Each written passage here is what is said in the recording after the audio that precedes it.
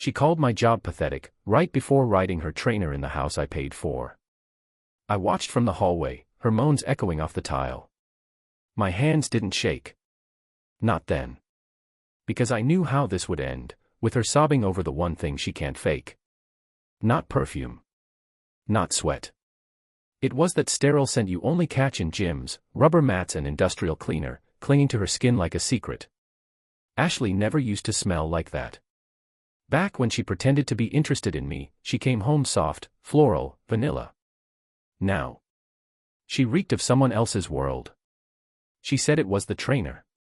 Trent pushes us hard. That studio is brutal. Then she'd toss her ponytail like she was still 22 and not a 34-year-old housewife who'd just found a new audience for her fake laughs. I watched her stretch on the living room rug in leggings tight enough to split atoms, her phone glowing beside her like it was waiting for a reason to betray her. I didn't speak. Just watched her limbs move like she was performing for a mirror that wasn't there. She thought silence meant obedience. It meant calculation. That Thursday, I came home early. Quiet. She didn't hear the garage. Didn't hear the front door. Her car was in the driveway, gym bag tossed in the passenger seat, pink water bottle wedged between the seats like always. But the house was too quiet, no music, no TV, not even the soft hum of her fake productivity. She wasn't in the kitchen. Not in the den. Upstairs, our bedroom door was half shut, just enough to veil but not enough to conceal. I saw her from the hallway, alone, sprawled on the bed, smiling at her phone like it had just told a joke only lovers understand. Fingers tapping, deleting, giggling. She wasn't wearing gym clothes anymore. Just one of my old t-shirts. The irony wasn't lost on me. I stepped back before she saw the shadow. Later that night, she curled into me on the couch, smelling like citrus shampoo and someone else's ambition. "You're working too much again," she said, stroking my arm. "It's not healthy, babe. You need balance." Balance. From the bitch living rent-free and mocking the weight I carry so she can play Pilates Barbie for her muscle-bound clown. I nodded. "Trent says men need to take care of themselves too," she added. Just a casual drop, like the name hadn't been burned into my mind already. "Trent's not your therapist," I said. She laughed. "You're jealous." It wasn't a question. It was bait. I didn't bite. She kissed me once, just a press of lips, empty as a receipt, and went upstairs. Said she needed an early night. I sat in the dark and listened to the stairs creak under her betrayal. Ashley was good at lying, but she wasn't good at covering the patterns. The change in rhythm. The shift in tones. People forget that silence has a shape, and hers had started to deform. The next day, she left early. Said it was a double session. I checked the app on our garage camera. Timestamp, 6:43 a.m.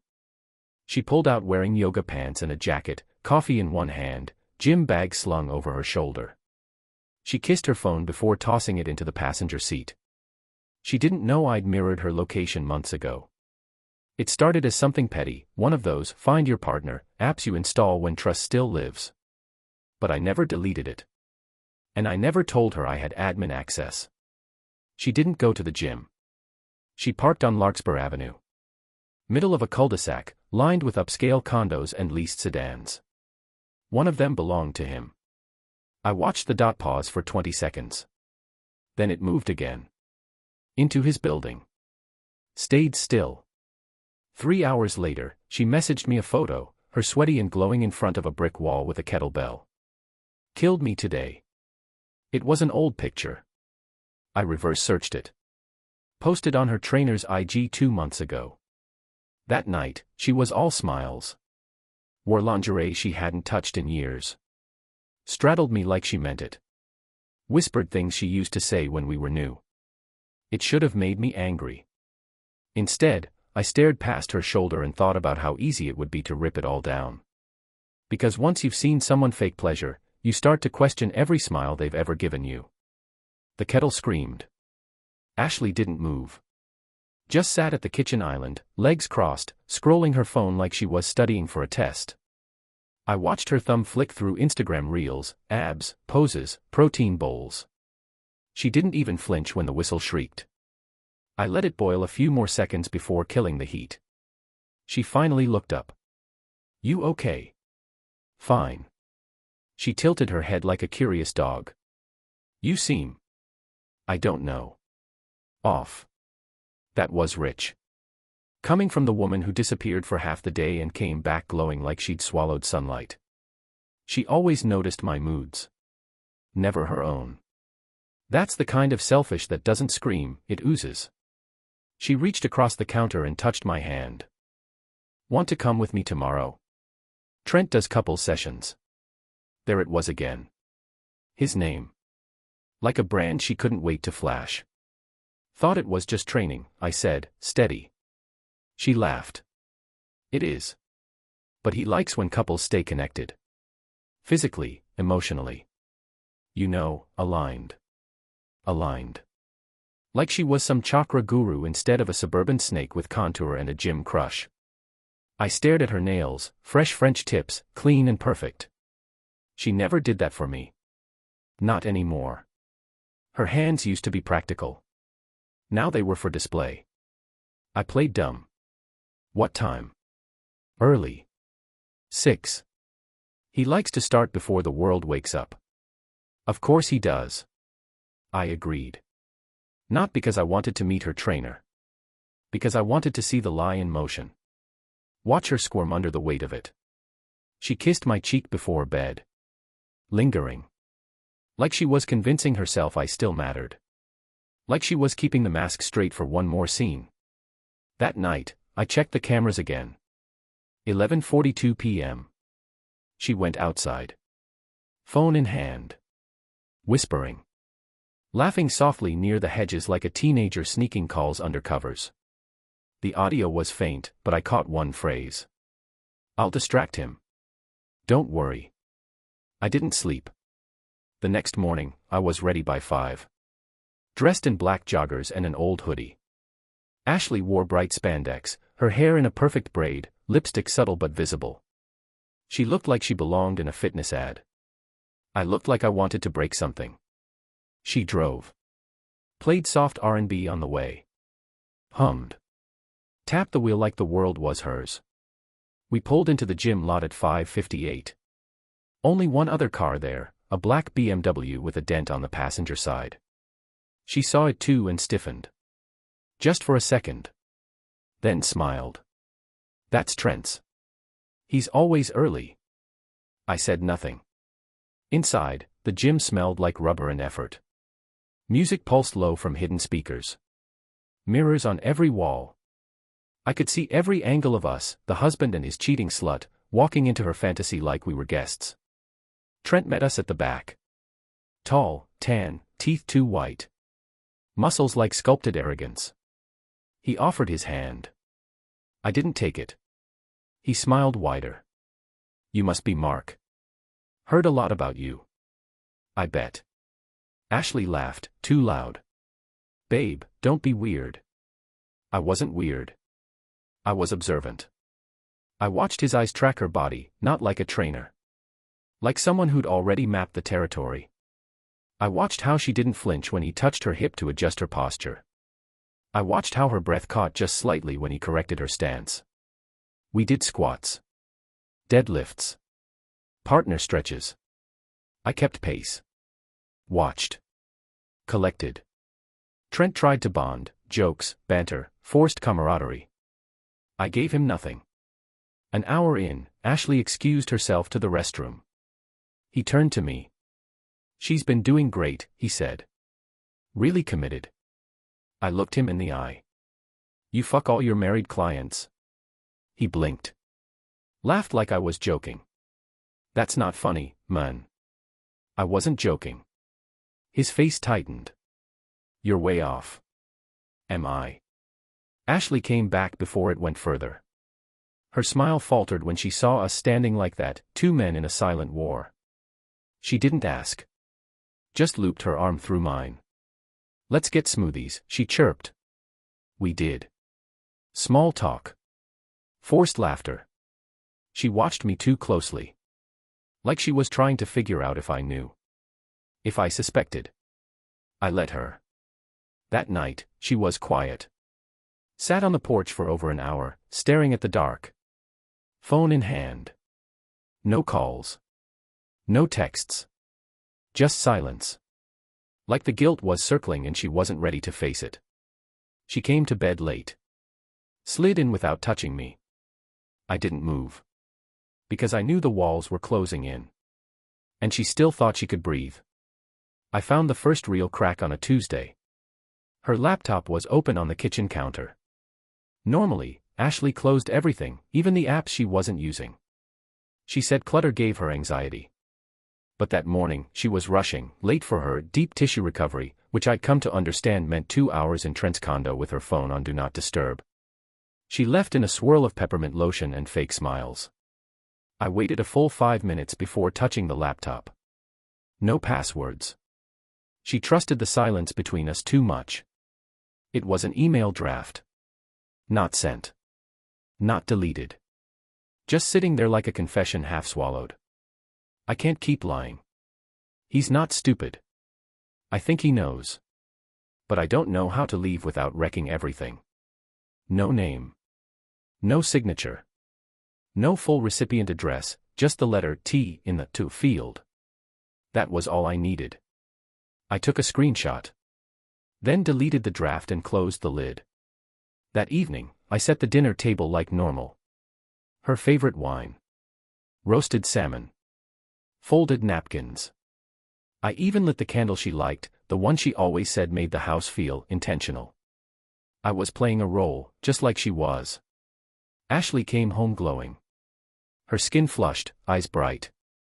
She kissed my cheek like she hadn't just rehearsed betrayal. "You cooked?" she asked, surprised. "Thought we needed a night." She smiled. "You're sweet." I watched her eat like nothing was wrong.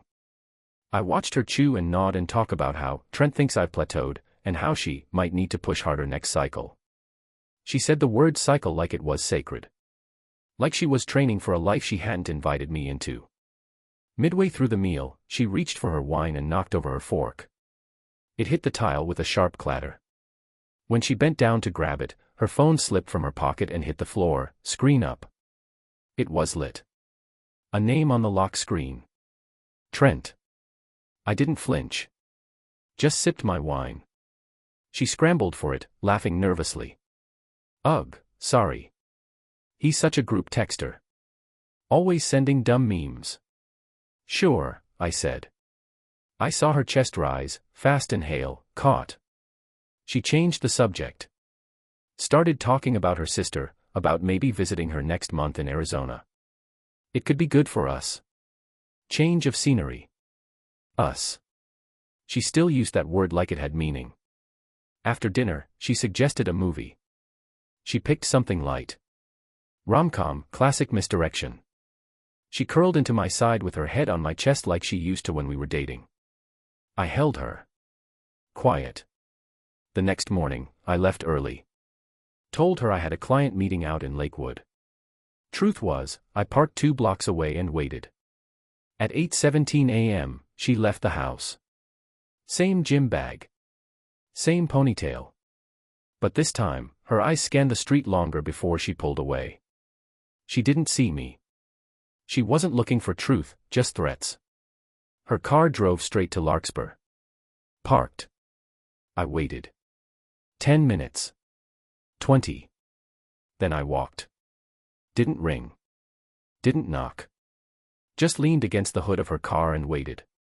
It took almost an hour before I heard the door open behind me. Trent. His face froze. Shirtless. Sweaty. Not from the gym. "Mark," he said. I didn't respond. Just looked him over. Then down at the phone in my hand, camera rolling, timestamp running. "You want to come clean," I said quietly. "Or do you want this played at your next boot camp session?" He looked past me, like maybe Ashley was behind the door, or maybe an escape plan. "She said you were separated," he said. I smiled. "She lies better when her legs are in the air." He flinched. I stepped back.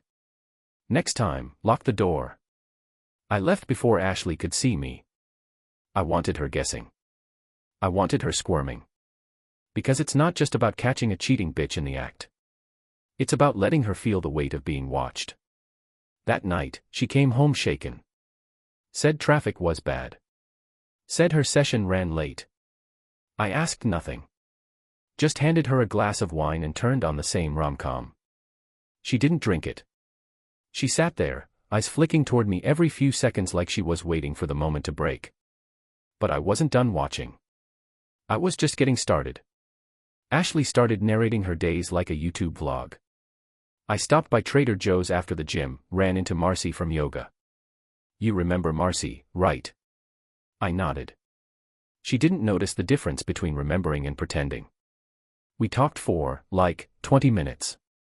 Just catching up. Oh, and guess what? Trent said I'm ready for level 3 core focus. Can you believe that? I could believe a lot of things now. That she lied effortlessly. That she could script a whole morning, down to parking lot conversations with imaginary people. That she'd never expected me to look beneath the narration. Her stories weren't for me anymore. They were for her own reflection. That night, I left the bedroom light on and sat at the edge of the bed while she changed. She peeled off her leggings like they were too tight to carry the weight of her lies. I watched her from the mirror's edge. What? She asked, half laughing. You ever think about quitting the gym? She froze. Just long enough. Then, why would I? I shrugged. You've already won. Trent said you're his top client, right? She blinked. Well, yeah. But that's not the point. Fitness is about discipline. I let that word hang between us like a punchline. Just feels like it's taking up your life, I said. The time. The focus. The energy. She sat next to me, towel draped across her lap. Her skin still flushed from wherever she'd really been. You're overthinking, she said. This is good for me. For us.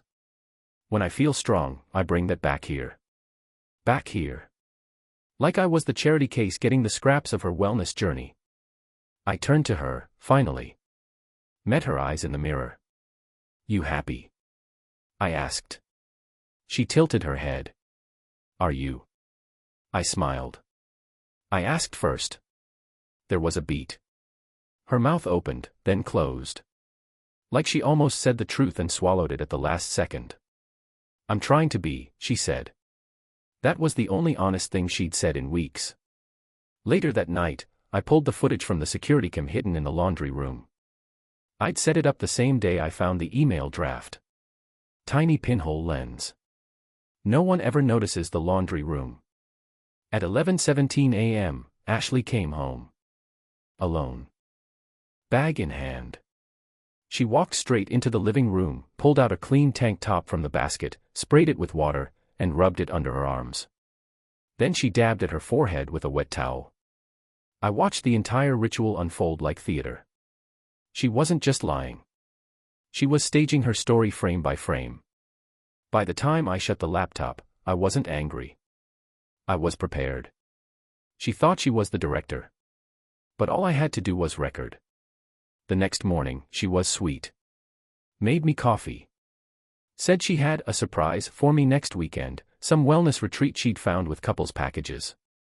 You'll love it, she said. It's out in the woods.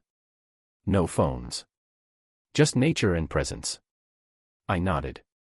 Sounds great. That night, I texted her sister. We hadn't talked in over a year, not since the wedding where Ashley got drunk and accused her of being jealous. But family sees things friends don't.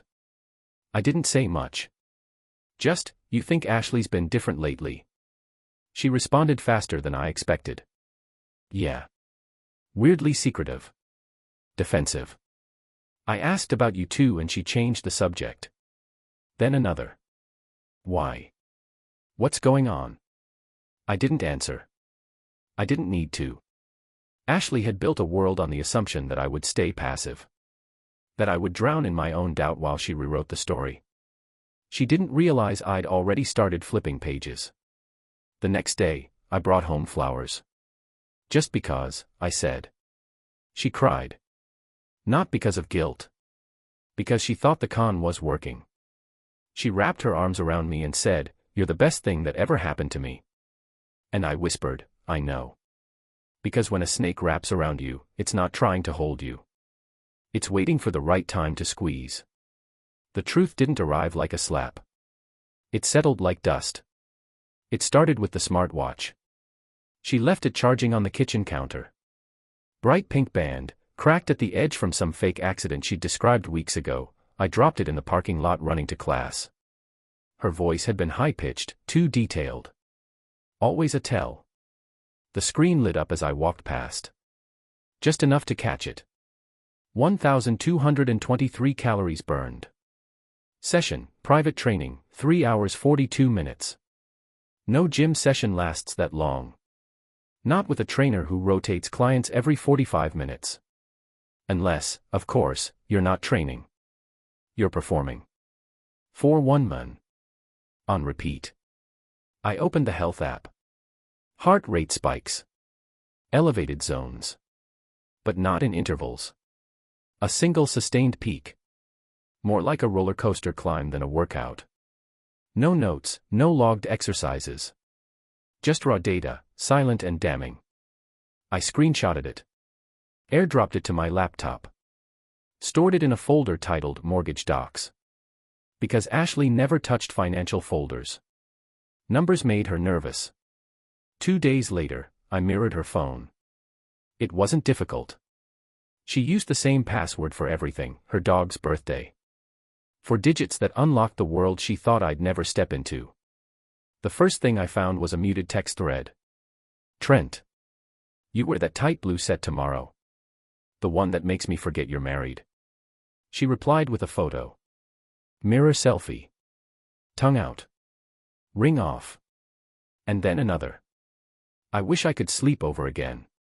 Again. I didn't feel heat. I felt cold. Like everything inside me had stepped outside and locked the door.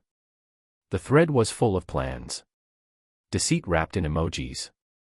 Nude angles disguised as progress shots. Code words for rendezvous, spin class meant hotel. Protein bar run meant his condo. Stretch session meant naked. She had files too, saved photos of him, screenshots of their chats, calendar blocks named mindfulness that were really marked with small pink hearts. She had built an entire parallel life. In the cracks of mine. I called our family attorney that afternoon. Hypothetically, I said, what does proof of adultery change in a no-fault state? He paused. Not much. Unless you're after custody. Or leverage. I'm after truth. Then get everything in writing. Screenshots. Footage. Timelines. Already done. The next move was psychological. I started acting better. More present. More affectionate. I cooked. I left notes in her bag. I asked about her gym milestones. I played the role of the man she abandoned, just enough to make her believe I was coming back. She responded predictably. Guilt-curious. She smiled more. Asked fewer questions. She believed in redemption the way liars always do, as long as it doesn't require confession. I waited for the right day. It came in the form of a dinner invite, her friends, our house, Friday night. She planned it like she was hosting royalty. Cleaned obsessively. Ordered catering but plated it like she cooked. Practiced what she'd wear. Changed twice. That night, as the wine flowed and laughter filled the room, I excused myself. Went to the den. Plugged in the USB with everything, photos, text threads, heart rate spikes, camera footage. I called it, Ashley, Fitness Progress. Then I set the TV to source from my laptop. 10 minutes later, I returned. Lifted my glass. To my wife, I said. For all the gains this year. Then I pressed play. The room froze. Silence hit like a wave as the first photo filled the screen, Ashley in that blue set, as turned toward the mirror, captioned, "This one's for you, coach." Then the next. A thread of texts. Her moaning over his abs. Him asking if I suspected. Her calling me safe and distracted. One of her friends gasped. Ashley dropped her wine. The file ran 5 minutes. I didn't speak. I didn't have to. When it ended, I stood. "She'll explain," I said. "She's very disciplined." And I walked out. Because sometimes the only workout that matters is watching someone else sweat. Ashley didn't call that night. Or the next. Not a text. Not a voicemail. Not a knock on the door asking for forgiveness wrapped in some shaky excuse. She vanished like a coward with her tail between her legs, hoping silence could rewrite what 5 minutes of truth destroyed. But liars don't disappear. They regroup. I knew her well enough to know the silence was tactical. 3 days later, I got the email. Subject line, "Can we talk?" Short. Measured.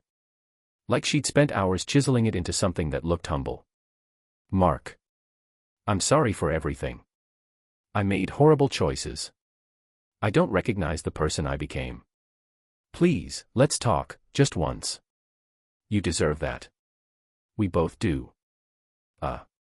She didn't sign her full name. Like she was already detaching from the identity that got caught. I didn't respond. I forwarded it to my attorney instead. The next wave came through mutuals. Marcy texted. So did Jenna. Ashley's a mess. She's saying it was just emotional. That it didn't go that far. She's begging us to talk to you. Funny how people who betray you always try to soften the edges after they've already carved the wound. Emotional, huh? Tell that to the video of her half-naked in his kitchen, feeding him a protein shake with her fingers. She was rewriting the script before the ink was dry. My lawyer moved fast. Papers were filed within 48 hours. Infidelity clause triggered. No alimony. No joint claims. House stays mine. Assets freeze until division. Phone records subpoenaed. All above board. All clean. Ashley didn't expect legal speed. She thought I'd brood. Mope. Rage. She didn't expect action. She sent a second email. Please don't throw away 8 years over a mistake. I still love you. 8 years. As if time alone deserved loyalty. But time doesn't matter when someone chooses a stranger's body over your trust. When they turn you into a backup plan with a mortgage. She loved comfort. Not me. I stayed silent. 5 days in, she broke the no contact. Showed up at my office, dressed down, no makeup, eyes red. Playing the remorse card. The receptionist looked confused. I nodded. Ashley walked into the conference room like it was sacred ground. Mark, she whispered. I waited. She sat. Fidgeted. Looked smaller. I wasn't going to lie forever, she started. That's not true, I said flatly. She winced. I thought I could fix it. That if you didn't know, it wouldn't hurt us. That's when I saw it. Us. She still thought we existed. You called me safe, I said. You told him I didn't see you anymore. Tears welled. That was me being stupid. Weak. No, I said. That was you being you. She cried. I didn't comfort her. She tried touching my hand. I moved it. You don't love him, she said. He was just attention. A mirror. I nodded. And I was a floor. Something to walk on. She flinched again. Silence. Then, can't we try again? I stood.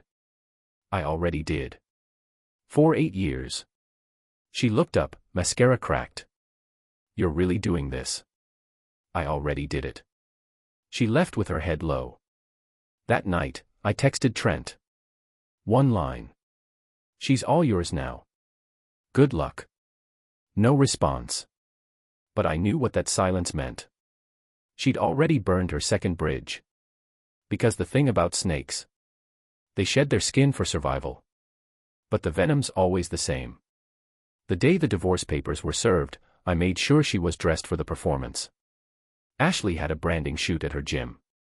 They were filming promotional content, new website launch, glossy Instagram reels, smiling testimonials. She wore bright teal leggings, a sports bra that doubled as bait, and makeup blended like war paint. I watched her leave the driveway with a bounce in her step, completely unaware that this was her stage for the fall. At 10:32 a.m., the process server walked through the gym's front doors holding a slim white envelope. Professional. Neutral. Scripted like the rest of it. Ashley was in the middle of a squat demo, smiling at the camera. A few claps, a laugh. The cameraman nodded. She thought the shoot was going well. Then she turned and saw the man with the envelope. "Are you Ashley Myers?" She nodded instinctively. "You've been served." He handed her the papers, then stepped aside. Camera still rolling. Her smile died. I had instructed the videographer, through a friend at the gym, to keep the footage. "Frame the moment she opens it," I'd said. "Zoom in when her face drops." The server walked away. The gym fell silent. Trent stood by the weight rack, frozen. He wasn't mic'd, but you could see the way he looked at her, like he'd just realized what she cost him. She opened the envelope with shaking fingers. First page, petition for divorce. Second page, evidence summary. Third page, signed waiver of spousal support, already notarized by me. She had no leverage. No time to react. No camera filter strong enough to blur the truth bleeding from her face. Later that afternoon, she texted. "You didn't have to humiliate me like that." I didn't reply. Because humiliation wasn't the goal. Clarity was. I uploaded the footage to a shared folder and sent the link to the gym owner, masked as a PR concern. I knew Trent's position there was unofficial, contract-based, paid per client, no legal backing. One public scandal and he was disposable. By Monday, his profile vanished from the gym site. His Instagram locked. A quiet purge. He didn't text me. He texted her. "You dragged me into your mess. I told you not to get caught." Screenshot. Archived. A week later, I released the final card. Ashley's influencer partnerships, meal kits, yoga wear, some skin serum startup, depended on the image of balance. Marriage. Clean lifestyle. Integrity. I sent one email per sponsor with a zip folder of public footage and private evidence, carefully curated, nothing slanderous. Just facts. By Friday, 3 brands dropped her. One posted a vague story about realigning with our values. Her account went private. Then disappeared. No farewell post. No closure carousel. Just a social death in 3 acts. She texted again. "You're trying to destroy me." I responded once. "No. I'm just letting people see who you really are." That was the last contact. The rest came quietly. Her name removed from the deed. Her access to the joint account locked. Her car, leased in my name, reclaimed with a call. She left with nothing but a box of clothes and a phone full of broken apologies. And as she drove away from the house she defiled, I watched from the window. No satisfaction. Just confirmation. She was never confused. She was calculating. And now, every corner of the life she built on lies had turned to ash. The restraining order wasn't necessary. But it was strategic. Ashley hadn't come near the house since the papers hit. Still, I filed it anyway, post-divorce emotional harassment, citing the 5 late-night texts she sent after her influencer collapse. Nothing threatening. Just desperate. "Please. Let's just talk once, face to face. You don't have to end it like this. You're ruining me." I included them all. Dates, times, tone. My attorney filed the motion quietly, and the court issued a temporary protective order. It wouldn't hold long, but it didn't need to. Just long enough to give her one more mirror to look into. That week, I changed the locks. Not because I was afraid. Because I was done offering doors to someone who only ever wanted windows, openings she could crawl through when it suited her. I emptied the guest closet. Boxed her old shoes, the bathrobe she never washed, the dog-eared yoga manuals she never read.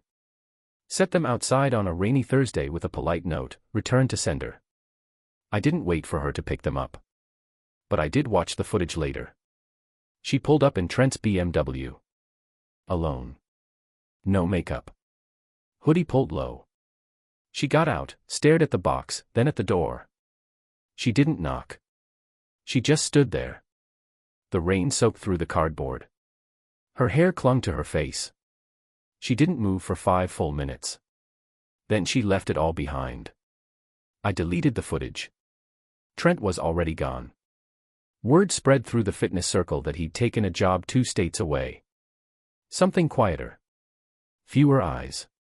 Probably fewer wives. Ashley wasn't going with him, he'd made that clear. Whatever spark she mistook for love had evaporated the second real consequences arrived. They always do, with men like him. He wasn't in it for her. He was in it for the illusion. The adoration.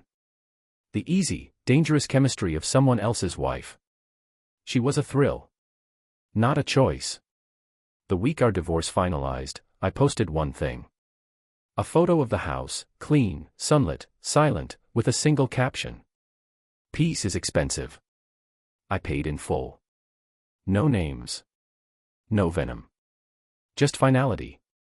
A few old friends liked it. One messaged. Glad you got through it. They didn't know the details. They didn't have to. Some stories don't need narration. Just closure. Ashley changed her last name on socials. Back to her maiden. She posted once, grainy beach photo, quote about healing. No ring. No comments enabled. Then nothing. That silence was the real end. And maybe that's the cruelest part for her, no dramatic confrontation, no final scream. Just the quiet erosion of her influence. The shrinking spotlight. The echo of applause that never comes back.